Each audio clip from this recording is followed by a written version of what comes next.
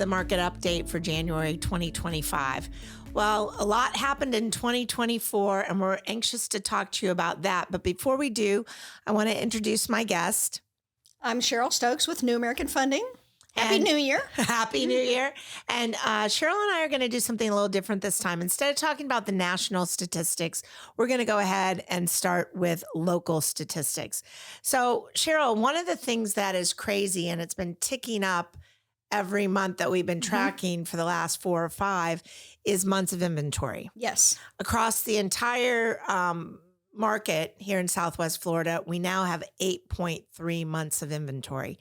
And depending on which market you're in, Marco, Fort Myers, Cape Coral, Naples, etc., that may be different. It may be different, but they're all rising. They are all rising. As a matter of fact, in addition, closed price median price for closed properties actually has gone down in 3 of the markets, which I'm sorry to tell you about that, but we came through some crazy things this last year. We did. Lots of hurricanes, weather, the election. There are lots of factors affecting the prices. And including interest rates. And right? interest rates. Which kind of still, are Is a little bit of factor. an issue. Yeah. So if you're sitting there looking and go, wait a minute, I'm a seller, I own, oh my gosh, holy cow, my home has gone down in value. Well, maybe not. Maybe it hasn't gone down in value. Maybe it just needs to have a few more months along the way because people were getting some really good deals. Remember, right. Cheryl, what was it in August where we said, jump in now? Jump in now. We had a great dip in the rates in August. It was a mix of a buyer-seller's market, and it's like, buy now, this is a good spot. Right. But the market changes from month to month. That's right. So this looking back at a year, the other thing I like to bring up, Cheryl, because when people are looking to sell, they're like, Mary, is this normal? I haven't had many people walk through my home. Well, in the month of December, and you can see overall Naples market was only 2.5 showings in the month of December per listing, which was down, almost 17%. And you can look at the stats for those below it. Total showings to get your home to a pending has also gone down, which is a good thing. It means less people are walking through, right? But they're deciding faster. So, I'll use Fort Myers, for example. They're 8.9 showings, which is down 14.4%, but that's good. They're getting it pended in a shorter amount of time, but not a lot of showings per month. Right. So that 8.9 could translate to 3 months. Or 4. Yeah, exactly. Or maybe 5. Right. Because if we don't hit the price right, then, we're not going to get as many people walking through the front door. Average days on market, Cheryl, people ask me this all the time. When I go into, a listing appointment, they're like, what are the average days on market? Well, you can see they range. Marco Island got the award, 104 days on the Most market. days. Woohoo. But Fort Myers is down. They have 77 days and in between. So, again, the days on market, months of inventory, price, they all kind of come together to tell a picture. They do. And we know what that picture is. So let's continue, a couple more slides on these because the stats are important to know what's going to happen when you're buying and selling. So homes for sale, they usually go up in October. Our 3 highest months, Cheryl, to list a home are October, January, and March. Well, we had a storm in October. So that all shift back and we don't have January data yet. Right. So you can kind of see from this graph that it went down like it always does in the summer. And then it's kind of coming on its way back up for homes for sale. With that little bit of a storm dip. That's right. And, if we look at the overall market in Naples, that's, up from a year ago, 37.8%. That's significant. When you're coming from a different part of the U.S., Cheryl, it's shocking. People are still selling things. I think we have a slide in the, right. to look at future. And people forget that home sales are regional and very local. And one place in the United States might have no inventory. In our case, we have rising inventory. That's right. Exactly. So the last but not least, sale to list ratio, that price, I will tell you that percentage really, this is a percentage. Now let's put this in perspective. I can list my home, say at 100,000. Mhm. I reduce it to say 90,000. And now this percentage comes in. So, Right. for simple math, it's going to be, in Naples, which, let's see, who's got the least amount? Actually, Cape Coral has a point Yep. 0.9 minus percent. So they're getting 97.3% Of their asking, or of current asking. current asking, right? So, compared to the one that's the lowest, and that is Marco, that's giving roughly 7.1% off list Right. on average from Um, that current. From the current. So that's the thing. What was it listed at originally? Has Right. it come down? And then it's 92%. That's right. And one of the things, Cheryl, I do in my listing presentation when I go in and go over the numbers is I talk about, hey, here's what it was when it went pending, Mhm. and here's what it was when it was originally listed. Right. This time and maybe another time, because homes aren't selling these days, so Right. they may go off the market and come back on. Right. But okay, so that's enough. All that data craziness. We're going to kind of put it in perspective as we look at the national picture, and that forecast of what's going forward in 2025. So tell us what Greg McBride is talking about from Bankrate. So Greg here says most areas will still lean towards a seller's market due to limited inventory. However, those markets that have seen a surge in inventory will definitely be more of a buyer's market and will be susceptible to price declines. And that's what we were just talking about. There are pockets of the nation Yeah. that have no inventory. They're still, in multiple bids. But if the inventory is rising, then it kind of switches to a buyer's market. That's right. And we are clearly in a buyer's market. We are. Which we've been for some time. So what's Freddie Mac saying? It says we expect house prices to continue to grow, although at a slower pace. Which, if we Yes. look at the top, 21 analysts that are putting predictions out there about home price forecasts, across them all, a very modest number of 2.9% Yes. increase in home prices. Some are negative, and then some are, a little more bullish. Right. So it's a pretty conservative view of the market. There's nothing dire happening, but it's going to be a conservative increase in value. Exactly. So what is Greg McBride? He has a lot of things to say from Bankrate. Apparently, Greg has lots of information. Yeah. Rates were abnormally low for the better part of 15 years, and they've been abnormally high for the last 2. They're coming down, but where they'll settle is going to be a level that's higher than what we've seen before 2022. And having been a part of that over the last few years, they are only abnormally high if you keep the perspective of 2021.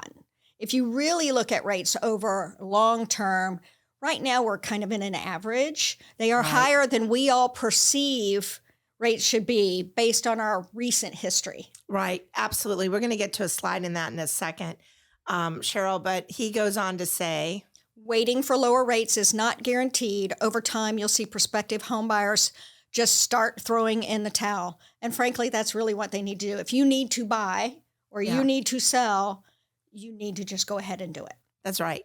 Because you can always refinance later. You can always refinance, and life happens. There are things happening that cause you to need to move. That's right. We're not going to change those things. Right.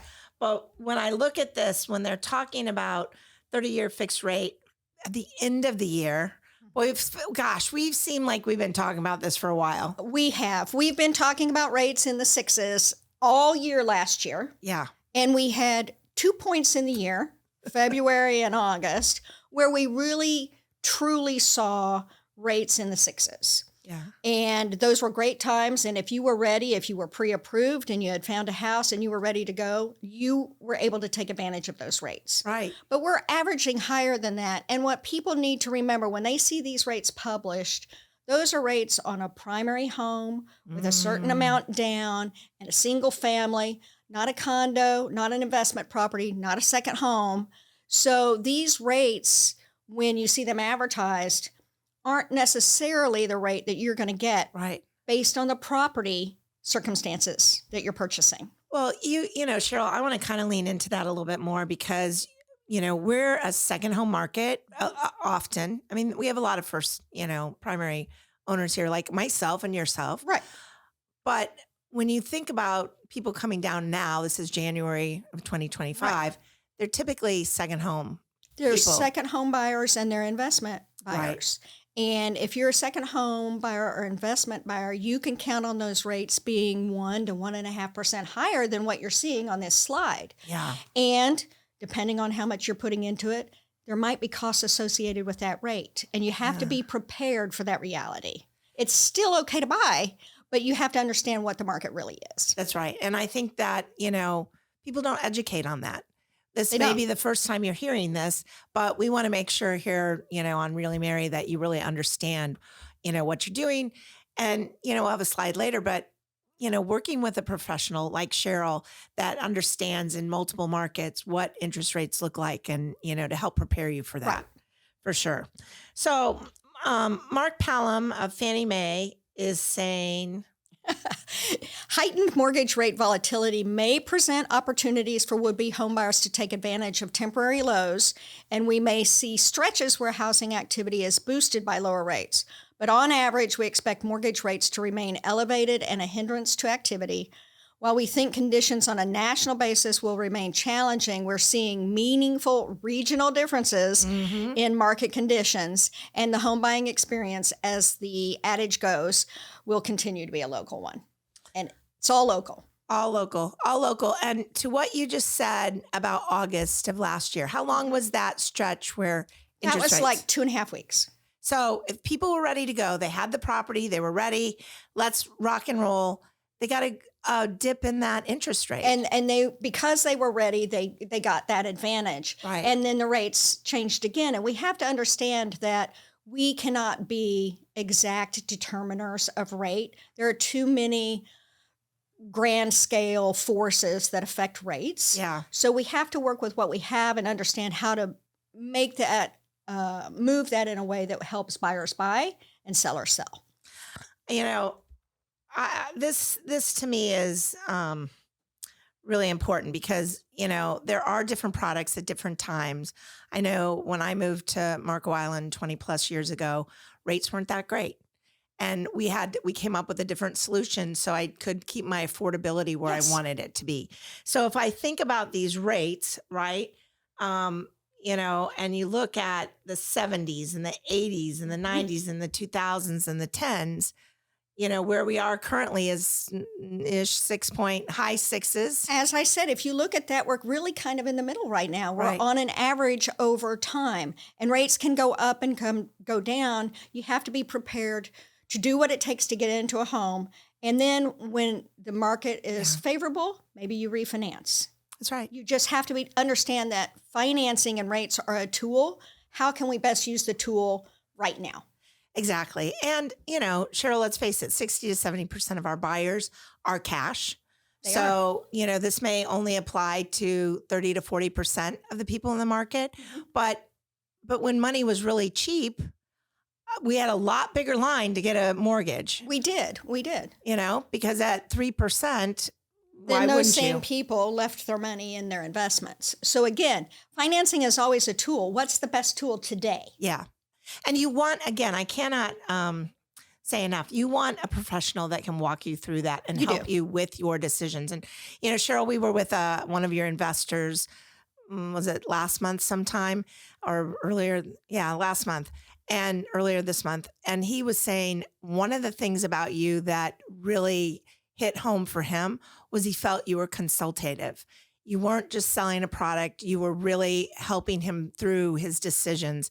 And isn't that what we all want? We want somebody as our financial benefit planner, so to speak. We do. And we're not financial planners, but you want your loan officer, just like you want your realtor, to be able to provide unbiased, good advice on all sides so Yeah. that you can make an educated decision. Because at the end of the day, this is a big decision. It's a long-term decision. Right. And you don't want someone just trying to jam a product or jam a house down your throat. You want someone who's going to help you really think about what you're doing and do it well. I agree. So those rates, Cheryl, I bought a house in the 80s. I bought a house in the 90s. Yep, me too. I bought a house in the Me too. 2000s. And then I refinanced in Yep. 2021 or two. I don't know what And then the 20s. So We've I done don't it know. all. I keep buying, I guess. So what's Lawrence Yoon, chief economist at NAR? What's he saying? So Lawrence is saying mortgage rates have averaged above 6% for the past 24 months.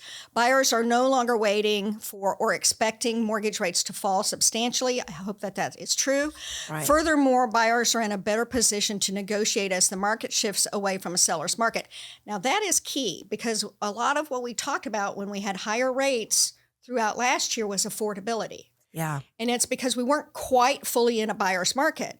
But what offsets that higher rate is that inventory in a buyer's market making the home more affordable. There's more room to negotiate. There's more room to work on the seller side to help that buyer make the home affordable, which might balance it out a little. And you just saw from the stats that we shared at the beginning what the list to price ratio is, or the sale to price list ratio is. You know, at the end of the day, that goes to your affordability. And if we talk to our clients on both sides and help them plan ahead, if a seller knows that this is the average gift or decline in sales price, et cetera, and they're prepared for that, that 4%, 5% to a buyer may make or break whether or not that buyer can buy that home. You've told me that in the past. You've had some examples of that, which is incredible. Yeah. So let's get the home sold by helping the buyers buy it. Yes, exactly. So as we go on, just a few more slides. What's Mike Simonson saying from Altos? Mike is saying 2025 is poised to continue the trend of rising inventory across the country. We'll probably finish 2025 with 15% more homes available than we have now. And again, we don't know in this market if that's going to be the case because this is nationally talking about, and we have already seen an increase. One of the things, Cheryl, that I usually tell folks is we rise and we fall before everybody else in the nation does. So we're going to get more inventory before everybody else, and we're going to get less inventory before everybody else. And that's based on the economy. Yeah, exactly. You know? Second home market, et cetera. Exactly. And so total home sales forecast to rise. So this is for both resale and new construction homes. The trough of this whole 19 to 25 in total sales sold was in 24. And that is indicative of an election year. They usually are less sales. And we're going to be higher than 23 and 24 projected. And, you know, I think also 2021 was high because of the low rates. People thought in 22 and 23 that those low rates would come back. 24 leveled out, and now everyone's figured out the rates are what they are. You just got to go ahead and buy. Absolutely. And I will tell you, election years are always an issue when you look backwards, and we've given those stats before. Yep. So one last quote, Cheryl. The complexities of the current conditions mean that now more than ever, it's smart to lean on the guidance of an experienced local real estate agent if you want to enter the housing market in 2025, whether as a buyer or a seller. Let a pro lead the way for you. And I tell every one of my clients that. You have to speak to a local real estate agent who understands the local market. It doesn't matter if you're speaking to a real estate agent in New Jersey about a Florida property. They're not going to have the immediate on-hand information. You have to speak to a local expert. That's exactly right. And to that extent, a local loan officer, because again, if you're going to get a mortgage on a condo, wow, this isn't something someone at the national level can really do. No, specifically in Florida, condo rules, and even more this year. Yeah. There are specific condo rules that you have to follow. There are specific rules, new rules that the associations themselves have to follow. You really need to have someone local who's prepared to deal with those complexities in a file. So if you're thinking about your bank, you're buying down here and you want your bank up north to do it, get another opinion because that would be important for you to get a loan. So, you know, we always end this monthly market update with, is it time to move? And I always say yes. Why wouldn't we? But at the end of the day, it is time to move if it's right for you. Correct. So if it's time to downsize, upsize, move from, Southwest Florida up to wherever home was, all those things that cause people to move. Mm-hmm. Then we say, any market, you can move in any market. You can move in any market if you use the right tools and use the professionals who have the tools. Well said. So until next time, I'm Mary Bartos with the Bartos Group of Premier Plus Realty. And I'm Cheryl Stokes with New American Funding. And we look forward to seeing you on the next monthly update.